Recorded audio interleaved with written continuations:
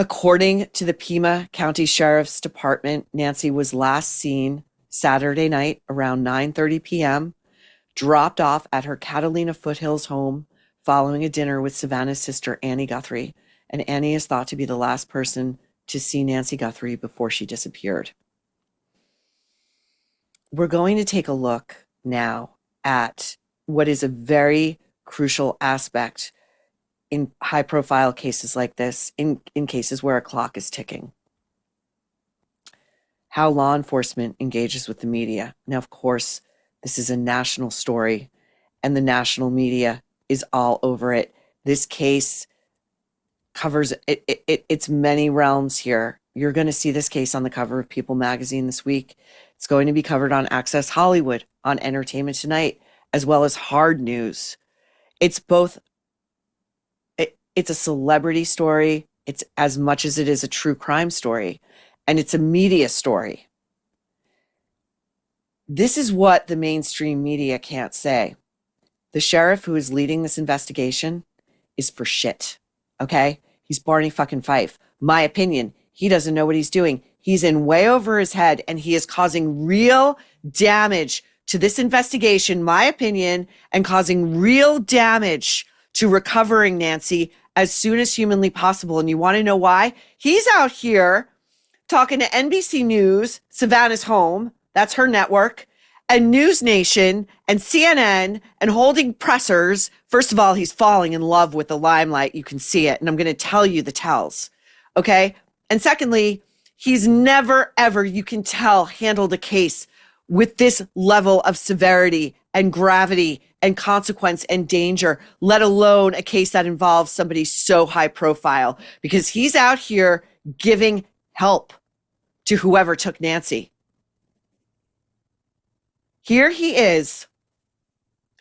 First of all, he's talking to Tom Llamas, but he told CNN when they asked him before these other details came out, you know, and you could put it together. Oh, well, we absolutely know it's an abduction. How do you know that? Well, that crime scene must have been a mess. There must have been blood at the crime scene. What do we learn 24 hours later? There was blood at the crime scene, and they believe she was taken from her bed in the dead of night. And there is a case that I covered in American Predator that even the FBI was like, there's no way this happened. There's no way this happened. The way the person they eventually caught for it said it happened, and it happened. And it's the only thing I could think about when I heard about this. It was the only thing I could think about.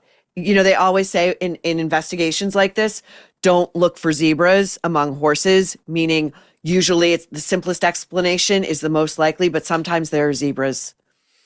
Now, this guy, Sheriff Chris Nanos, he's asked, well, how do you know she was taken against her will? Again, before any of these details came out. And he says to CNN, well, I've been doing this for 50 years. I have a gut feeling. This tells you everything you need to know. This guy is falling in love with the media attention.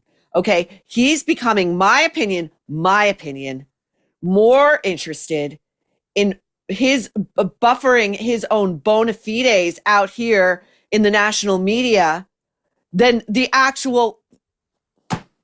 He can't handle it. Okay. There's a reason the FBI is involved. Okay. The FBI is going to say, you know why we're involved? Because like she could have been taken across the border. She could have been taken across the southern border. And you know what? We can federalize this now and we can come in and do the work. No. You know why I think the FBI is involved? Because this guy doesn't know what the fuck he's doing. That's why. Now he's on NBC Nightly News with Tom Llamas. This was the lead story. Of course it was on the nightly news. It's 8 minutes and 30 seconds long, this interview. That is a lot of time. That is a lot of time, okay? And I don't understand how media training, if it is not given to law enforcement leaders everywhere, it should be, okay? It should be, because this guy's doing real damage. Again, just my opinion, but I've got a lot of history working with law enforcement, talking to the FBI, knowing how they run their investigations, what they do and don't tell the media, how one slip to the media can be it can be life or death. Not kidding. Now, Tom Llamas asks Pima County Sheriff Chris Nanos, does he have a message for the abductor or the abductors? Here we go. What would you say to someone who, if they're holding Nancy Guthrie right now, what's your message to them? It's not just my message, it's the community's message, it is the family's message. Just call us, let her go, just call us. Family would tell you, there's no questions asked here.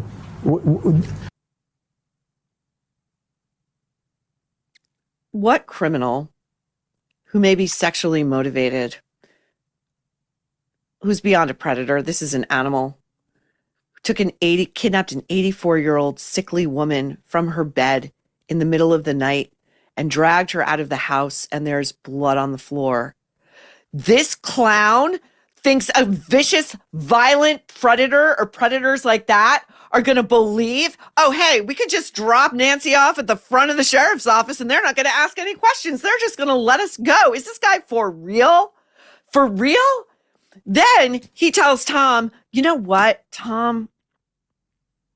This stuff just doesn't happen in Tucson. It's just not typical. You know what, asshole? This is an atypical crime, okay? Law enforcement at every level would tell you it is extremely rare for stranger abductions, number one, are extremely rare, okay? Same with homicide. It's very rare. Normally, it's somebody who is known to the victim. Normally, it's somebody who has quite an intimate relationship with the victim. But this guy's sitting here with his thumb up his ass. Here we go. Here we go. This is just a really... It's sad for our community. I know it's sad for your team, but it's sad for our community too. Savannah is family to us. She's a big part of this community. Her family is devastated, the entire family. And, of course. This just doesn't happen in Tucson. You don't see someone at 84 years of age go home, go to bed, and in the middle of the night just disappear. Well, Sheriff Nanos, you do see it happen in Tucson because it just did happen in Tucson. And he says, you don't see someone abduct an 84-year-old woman from her bed. Well, it just happened. Okay. So why was homicide immediately called in? If you're trying to walk all this back and say, you don't really know what the motive was, and it wasn't a robbery, and I'm not going to say that we believe she's no longer with us, even though we've made it very clear to the national media that Nancy needs medication every 24 hours to keep her alive, that without said medication, she'll die. Why was homicide immediately called to the crime scene? Here we go. Well, the call comes into me. I get them, like I say, quite often. Me. And usually we don't send our homicide team out on these unless there's a body found. And knock on wood, what this one was, he knocked on his head. The advisory that this 84-year-old lady was missing from a residence, there was something else there that didn't click. And I don't want to get into all those details, but I clearly knew something's not right here, and we immediately started this in two separate avenues. One, the search and rescue mission. Our search and rescue teams, our helicopters, our airplanes, our drone, everything we threw at this, all our air assets. It's not rescue if homicide's involved. On the ground, our volunteers, hundreds of people out looking for her. Then we also took the other approach, and that's we contact our criminal investigation team, homicide specifically, and get them to look at the evidence that's in front of us that's concerning to us. And so we've taken it in both ways. We're still not giving up hope. We still hope we can find her alive and safe. But it would be amateur, very bad for us to just ignore what we see in front of us and not proceed in a criminal investigation as well. This guy is a total fucking amateur. I'm sorry. Notice he keeps saying, I, me. It came to me. He's the big dog. He's the big dog in this show. He's loving this attention. Trust me. And by the way, we saw in that clip a still photo of Nancy Guthrie with her dog. So what about the dog? Tom, you should have asked, what about the dog? Was the dog found at the scene? Is the dog alive? Is the dog dead? I'm telling you, if that dog was killed at the crime scene, they know she's dead. I'm sorry, they called homicide in. I'm not trying to get ahead of the story here at the least, but what I'm saying is this guy, what he's doing right now is he's telegraphing to the animals who took Nancy Guthrie. Again, he doesn't know what the fuck he's doing, They're now 3 days, 4 days behind this crime. And the more time that elapses, the harder it is to solve them. And he had the gall to say, well, yeah, we did call in homicide, but we did two arms of this investigation. And the first one is a search and rescue. It's not search and rescue when you believe that there's a homicide. It's a search and recovery. Every word matters. Now, Chris, who's warming to the Klieg lights of the camera, insists to all of us out here who know damn well Savannah's celebrity does matter here. It is relevant here, but he's going to say it's not relevant here. And then he also says that hundreds of tips have come in, which is not a good thing. Okay. It's also telegraphing to whoever took Nancy that, hey, we're buried under hundreds of tips, because you know what happens when you open a tip line and hundreds of tips come in, as they always do?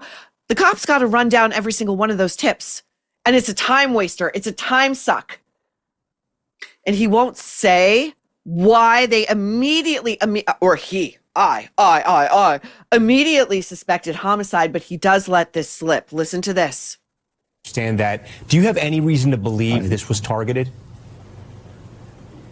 Again, we would never rule that out, but we've worked with Savannah and her family, the FBI, law enforcement in this community is so great. We work as a regional effort. Are you? Because you should have found her by now. In this valley, I am blessed to be able to have a team of law enforcement officers. My team. I'm blessed. All over, federal, state, gives a shit local, about you? Who reach out to me.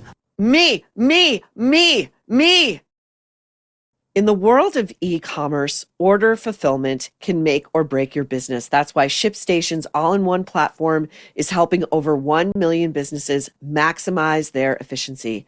The platform bridges order management, inventory tracking, returns, warehouse integration, and powerful analytics.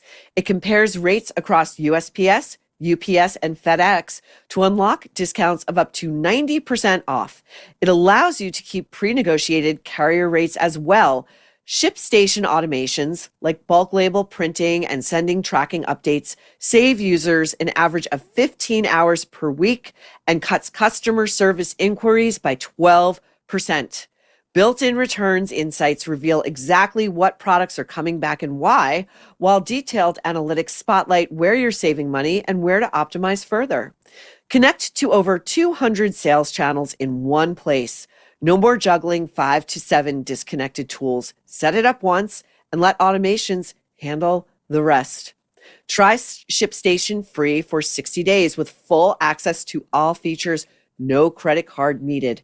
Go to ShipStation.com and use code Maureen for 60 days for free. 60 free days gives you plenty of time to see exactly how much time and money you're saving on every shipment. That's ShipStation.com, code Maureen. ShipStation.com, code Maureen.